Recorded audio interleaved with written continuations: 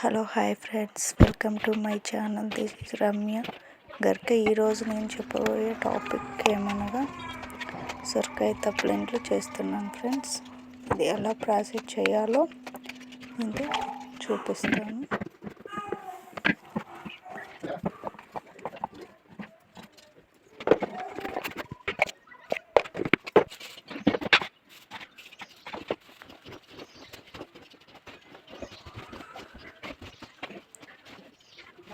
ఇలా పిండి అయితే మిక్సింగ్ చేసుకోవాలి ఫ్రెండ్స్. మొత్తం బాగా మెత్తగా వచ్చేటట్టు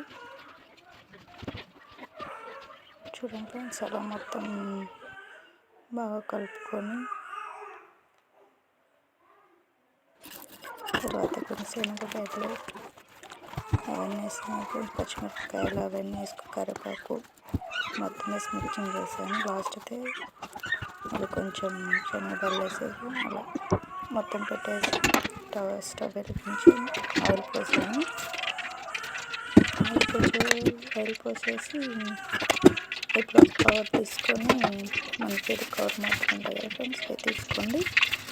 అక్కడ ఇది మనం ఆ షేప్లో చేసేసి ఆయిల్లో వేసేయడమే.